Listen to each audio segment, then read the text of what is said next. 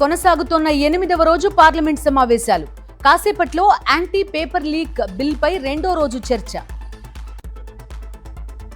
రాజ్యసభలో విపక్షాల ఆందోళన. బీజేపీ పాలనలో ప్రజాస్వామ్యానికి రక్షణ లేదన్న ఖర్గే.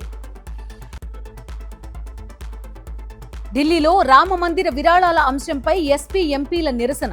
ప్లకార్డులతో నినాదాలు. విరాళాల దుర్వినియోగంపై ధర్నా. పని వైఎస్ఆర్సీపీది, ప్రచారం చంద్రబాబుది. క్రెడిట్ వితౌట్ కాంట్రిబ్యూషన్, బాబు మార్కు రాజకీయం అన్న జగన్. ఒంగోలు జాతీయ రహదారిపై ఉద్రిక్తత. పొగాకు పంటకు గిట్టుబాటు ధర కల్పించాలని రైతుల ఆందోళన. ఢిల్లీ ఇందిరా భవన్లో తెలంగాణ ఎస్ఐఆర్ పై సమీక్షా సమావేశం. నామినేటెడ్ పదవుల భర్తీ, ఎమ్మెల్సీ ఎన్నికలపై కూడా చర్చ.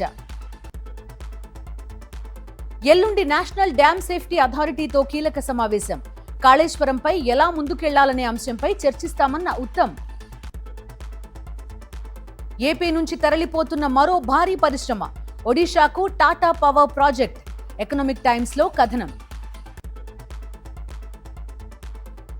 ములుగు మంగపేటలో టోర్నెడో బీభత్సం. 150కి పైగా చెట్లను నేల కూల్చిన భారీ ఈదురుగాలులు. కామారెడ్డి బాన్స్వాడలో పోలీసుల కార్డన్ సెర్చ్. 150 మంది సిబ్బందితో తనిఖీలు. 125 వాహనాల సీజ్. అయోధ్యలో ఘనంగా గురు పౌర్ణమి వేడుకలు. పుణ్య స్నానాలతో ఆధ్యాత్మిక శోభ సంతరించుకున్న సరయూ ఘాట్. సెన్సెక్స్ 830 పాయింట్లు, నిఫ్టీ 240 పాయింట్ల ప్రాఫిట్. భారీ లాభాల్లో స్టాక్ మార్కెట్లు. బంగాళాఖాతంలో కొనసాగుతున్న తీవ్ర వాయుగుండం. తెలంగాణకు మరో 2 రోజుల పాటు భారీ వర్ష సూచన. మరిన్ని అప్డేట్స్ కోసం ఛానల్ ను సబ్స్క్రైబ్ చేయండి. నోటిఫికేషన్స్ కోసం బెల్ ఐకాన్ పై క్లిక్ చేయండి.